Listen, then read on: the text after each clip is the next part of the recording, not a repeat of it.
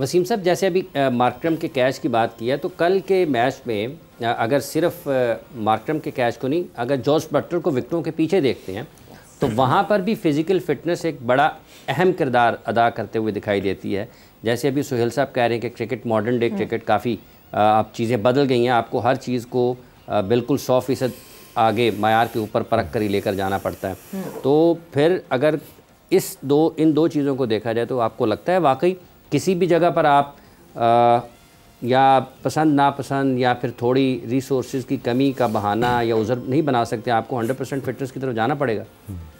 अभी मुस्कुराना शुरू कर देते हैं जैसे आप जो है ना वो। नहीं सर, ये मैच भी है ना, दो चले मैच भी रहते हैं। देखिए, ऑस्ट्रेलिया खेल रहा हो, इंग्लैंड खेल रहा हो और साथ में आप डाल दें साउथ अफ्रीका को, ये तीन टीमें, न्यूजीलैंड, जितनी भी ये टॉप की बाकी टीमें डालते हैं ना, तो ये डिस्कशन हमारी कहीं होती भी नहीं है।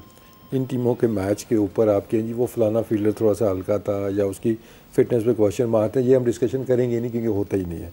हम प्योरली स्किल के ऊपर हम जो मतलब मॉडर्न क्रिकेट की हम बात करते हैं ना, तो मॉडर्न एनालिसिस हम दे रहे हैं कि किस तरीके से उन्होंने विन फैक्टर यूज़ किया, बॉलिंग कहाँ पे हुई, ये सारी चीज़ें हैं।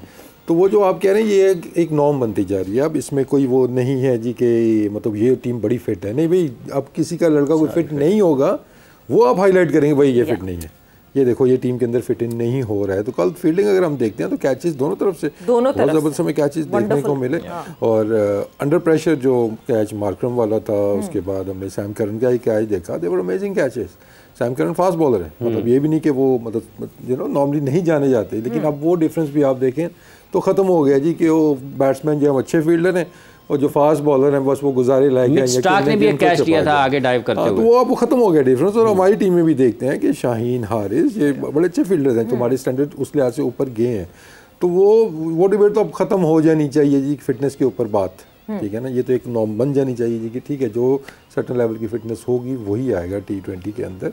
लेकिन कल का मैच आई थिंक मैं कहूँगा जी मैच ऑफ द टूर्नामेंट कह सकते हैं आप इसको, कि दो क्वालिटी टीमें खेल रही हैं। और जिस तरीके से एक मौके तो मुझे लगा कि साउथ अफ्रीका अपनी वापस अपने चोक कर जाएंगे और वो आ जाएंगे उस अपनी बेसिक्स के ऊपर आ गया है कि एक हाफ वे तो लग रहा था ना कि ये रन इंग्लैंड से नहीं होने, विकेटें भी गिरी हुई, रन रेट इतना चढ़ा हुआ था, फिर विकेट भी ऐसे खेल रहा था, मुझे लगा कि यहाँ कोई चांस नहीं है यहाँ पे। लेकिन वो एकदम से जो 2-3 ओवर हुए, बल्कि वो जो बाटमैन का 1 ओवर हुआ जो 20-21 रन का, मैंने कहा लो जी साउथ अफ्रीका अपने ही उस पर आ गया, लेकिन अगेन वो फिर हम बात करते हैं जो क्वालिटी की और एक्सपीरियंस की भी साथ में, कि वहाँ पे जो ओवर किया एक रबाडा ने किया, उसके बाद नोकिया ने जो बॉलिंग की है, तो they turn the things around.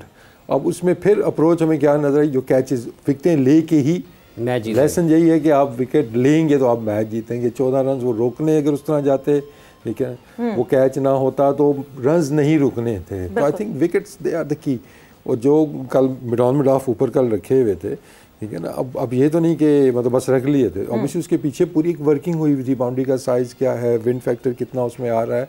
तो ये चीज़ें अगेन ये सारी डेटा के अंदर आपको मिलती हैं ये चीज़ें। अगर सुहेल जहाँ पे बैठा बता रहा है हमें, ऑब्वियसली ये साल वहाँ पे खेला हुआ है, तो वो आपको इन्फॉर्मेशन मिलती है। Now it's up to you कि आप उसको कितना वो यूज़ करते हैं, ठीक है ना। कल नए बॉल से आई थॉट कि इंग्लिश बॉलर्स ने दे मेड सम मिस्टेक्स, शुरू में इतने रन वो दिए कि पेस ऑन जितनी भी डिलीवरीज थी, अगेन उस मैच का डेटा निकालेंगे तो आपके सामने इन्फॉर्मेशन आ जाती है कि पेस ऑन डिलीवरी के ऊपर स्ट्राइक रेट 100 से भी ऊपर था, हर बॉल के ऊपर वहाँ रन्स बहुत ज़्यादा वो बन रहे थे। लेकिन जो पेस ऑफ डिलीवरी थी, इनटू द पिच थी, उनके ऊपर रन्स नहीं बन रहे थे। तो ओवरऑल देखते थे एक अच्छा कॉन्टेस्ट हमें, कि स्पिन भी हमें क्वालिटी देखने को मिली, दोनों तरफ से हम देखते हैं कि स्पिनर्स ने भी अच्छी बॉलिंग की है। लेकिन मज़ा आया मैच देख के। हो रहता है ना कि आप जुड़े रहते हो स्क्रीन से, ये वन ऑफ दोज मैचेस कि आप जुड़े रहते हो स्क्रीन के साथ। तो आई थिंक क्रेडिट जाता है साउथ अफ्रीका को। लेकिन अभी आपने बोला है कि जो आएगी स्टेज नॉकआउट वो उनका, लेकिन अभी तक जैसे वो खेलते आ रहे हैं, प्रॉपर टग ऑफ वॉर थी। एक टाइम पे अगर इंग्लैंड आगे हो रहा है फिर साउथ अफ्रीका, पाकिस्तान तो है नहीं है, तो अब तो हमारी हमदर्दियां जो है ना वो मजलूमों के साथ है। सबसे मजलूम टीम साउथ अफ्रीका 92 से लेके अभी तक वो बेचारे अच्छा खेलते खेलते एकदम बाहर हो गए। एक मजलूम बाहर हो गई हुई है न्यूजीलैंड की टीम। हाँ, लेकिन वो पहुंच जाते थे, वो फाइनल तक भी पहुंच जाते थे। हाँ, तो साउथ अफ्रीका तो बेचारे ये जैसे नॉकआउट शुरू नहीं होते ना तो उनके मसले वो शुरू हो जाते हैं। लेकिन अभी भी इनका मसाइल तो बढ़ गए हैं। जिस तरह आज सुबह वाला मैच हुआ है, उसके बाद साउथ अफ्रीका के लिए तो फर्दर प्रॉब्लम्स हैं। बिल्कुल, वेस्ट इंडीज यूएसए वाले मैच पे हम बिल्कुल आएंगे, बट उससे पहले सुहेल, एक बड़ी अच्छी चीज़ देखिए कल, जब आपके सीनियर प्लेयर्स आपको एज कैप्टन हेल्प कर रहे होते हैं। क्विंटन डिकॉक हमें दिखे जहां महाराज के पास आके वो कन्वर्सेशन करते हुए, बात करते हुए दिखे। कहीं ना कहीं एक कैप्टन को ब्रेक चाहिए होता है, और माकरम को हेल्प आउट करते हुए देखे डिकॉक बहुत सारे स्टेजेस पे मैच के दौरान। That is a very big positive, जहाँ पे आपका थिंक टैंक आप, क्योंकि कभी कभार ऐसा होता है कि कैप्टन बिल्कुल नम हो जाता है किसी सिचुएशन पे आके, जहाँ पे कैप्टन बिकॉज इतनी सारी चीज़ें हैंडल कर रहा होता है साहब, थिंक टैंक का साथ मूव ऑन करना, सीनियर प्लेयर्स का साथ, मतलब डिकॉक को ये नहीं था कि नहीं जी मैं पहले कप्तान था तो मैं क्यों माकरम की मदद करूंगा। सो वो कितना ज़्यादा एडवांटेजेस हो रहा है साउथ अफ्रीका के लिए, and may be this time around may be they don't choke. सवेरा ये तो एक मतलब जैसे वो नॉर्म्स की बात की ना, ये मतलब कोई भी एसोसिएशन होती है, कोई भी ऑर्गेनाइजेशन होती है, कोई टीम होती है, उसके लिए एक कोर होती है उसकी, जो मिल के फैसले करते हैं, ठीक है।